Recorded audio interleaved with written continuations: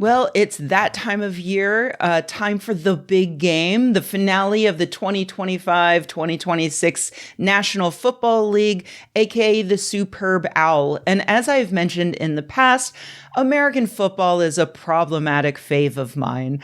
I grew up watching and playing it. I played flag football well into adulthood and would still be playing today if I knew of a league around here that played anything other than stupid non-American football where you have to use your foot to contact the ball and it's much less fun and frankly far too much running. Anyway, yes, I like sports and I'm also a nerd, and there are more of us out there than you might think. One fellow sporty nerd friend of mine, Drew Curtis of FARC, recently passed along a story he knew would be right up my alley. The shocking news that supposedly the San Francisco 49ers have been cursed by building their stadium next to an electrical substation, which is having negative effects on this year's Superb Owl. Okay, let me back up because I know not everyone follows men in tights bashing their heads together as closely as I do. Each year, the grand finale is played in a different team's stadium that's chosen well before the season even starts. So usually this means that the two best teams at the end of the season are both traveling to a third city to compete. This year's game, which happens to be very soon, will be hosted right here in the Bay Area at the home stadium of the San Francisco 49ers, and the teams playing are the Seattle Seahawks and the New England Patriots. I should mention there's been a long time joke that the San Francisco 49ers do not play anywhere near San Francisco. It would be exactly like calling the New England Patriots the Boston Patriots when they actually play in Foxborough, which is an hour-plus drive south of Boston. This is relevant because of the conspiracy theory we're discussing today. The Niners play in Santa Clara, which is about an hour's drive south of San Francisco, or 4 hours if it's rush hour, which lasts from around 6 a.m. to noon. Just a little Bay Area traffic humor for you. The Niners stadium and training facilities happen to be a very short walk, a tenth of a mile, 160 meters, or one city block from an electrical substation. For most sane people, this means nothing. There are electrical substations all over the place, more than 55,000 in the United States, because they are an important aspect of our electrical grid that allows us to efficiently distribute power across the country. If you're outside the United States, you might know them as switch yards, or if you're in Australia, as zappity-doos. I don't know why Australia just called a stray there. I'm sorry. I'm actually losing my mind from researching this story a little bit. Anyway, for decades, a small but vocal network of conspiracy Karens have argued that substations, along with power lines themselves, endanger people by causing cancer. Decades of research have shown that this is untrue. Not only can scientists find no possible mechanism for that to happen, but after all this time, it would be blindingly obvious if people who lived next to or worked in substations were all getting a particular type of cancer. Like most things around you, power lines and substations give off radiation, but it is non-ionizing radiation, which I think I last discussed in this 2018 video about how cell phones still don't cause cancer. Long story short, non-ionizing radiation is too low power to rip the electrons off of your atoms and fuck you up. Check out that post if you want to learn more about that, because surprisingly, this is not about cancer. As far as I can tell, this is a brand new stupid conspiracy theory. The electrical substations, according to this theory, are actually causing a weakening of the soft tissue in the football players who are practicing and hanging out nearby, which has led to the Santa Clara 49ers experiencing a statistically improbable number of injuries, which is why they will not be playing in the Superb Owl this year in their home stadium. The origin of this conspiracy theory is jokes. You see, the Niners really have had a bunch of injuries recently, especially, the last few seasons have been bad. And so the players gathered around the Gatorade barrels during a break. They look up and they say, hey, I wonder if my groin hurts because of that big, scary bunch of wires over there.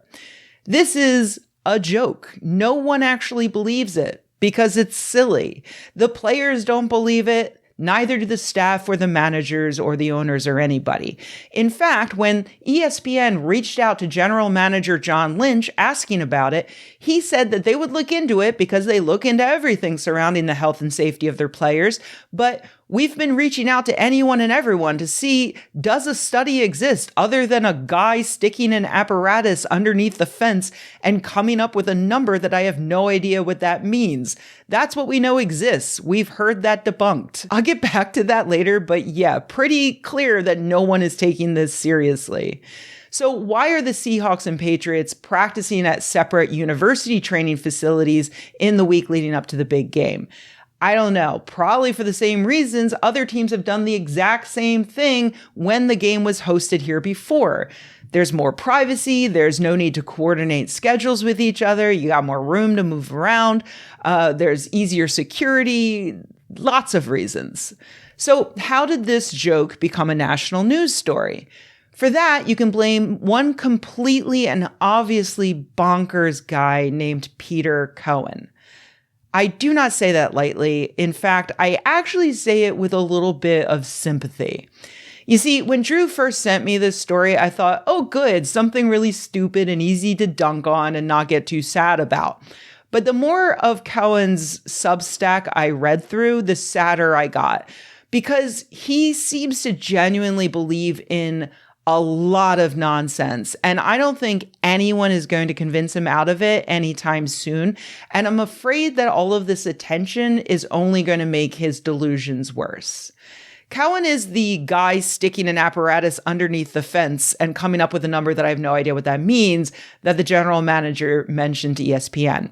On his Substack, Cohen does confirm that he asked his dad to drive him to the 49ers training facility where he stuck a Gauss meter through the fence to get magnetic field readings. Cohen also describes on his Substack how he was a software engineer here in the Bay Area for a few years and he experienced some unexplained chronic health problems like insomnia and fatigue and indigestion. One day he went on vacation and sat in the sun and found his symptoms got better. So he concluded that electromagnetic fields and artificial light were destroying his mitochondrial function, so he became a board-certified quantum biology practitioner and started his app, website, company, Sunlight is Life, to promote the healing power of the sun, which, yes, it is healthy to get out in the sunshine in moderation because the sun does actually produce radiation that causes cancer. By the time I got to that story in his fourth blog post about the 49ers substation problem, I knew that I was dealing with a gish gallop of bullshit. You simply cannot debunk pages upon pages of complete nonsense from someone who thinks that board-certified quantum biology practitioner is a real thing that exists. Like, at one point in researching this, I even went to the website for the Institute of Applied Quantum Biology, and the first thing I saw was this image of a woman hiking through a sunlit forest wearing a lab coat and a stethoscope, and I thought, what the fuck is she doing? And then I thought, what the fuck am I doing with my life?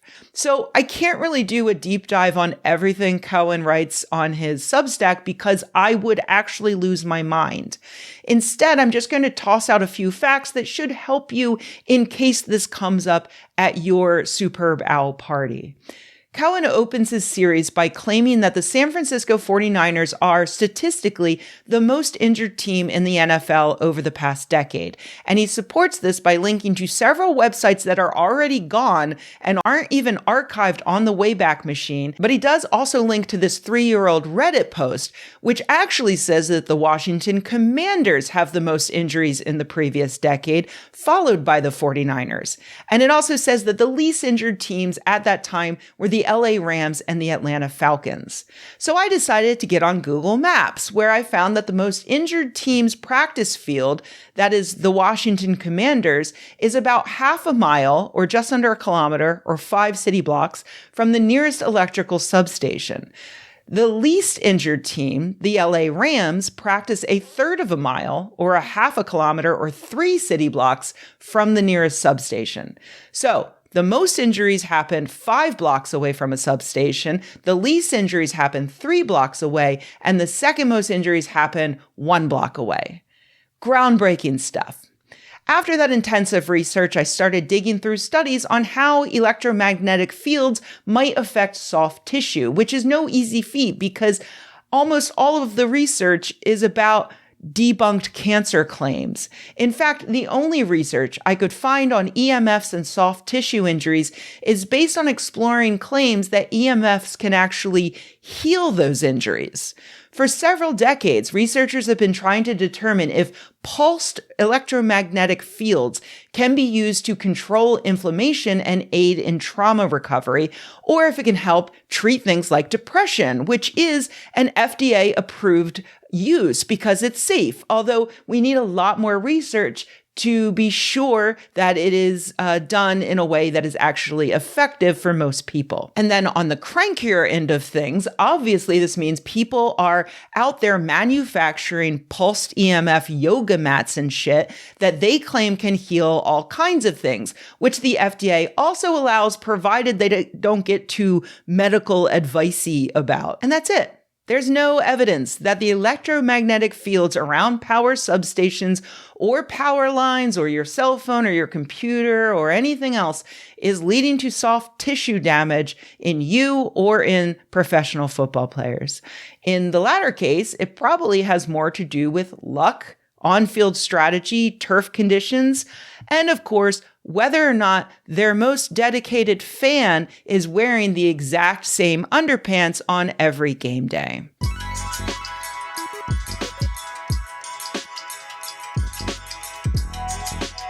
Hey everybody, thanks for watching. If you enjoyed this video, please give it a like. If you loved the video, please subscribe. And if you think the world could use more videos like this and you happen to have a few bucks laying around, head to patreon.com/Rebecca and join an awesome community of nerds like the people whose names you see on the screen right now. Thanks.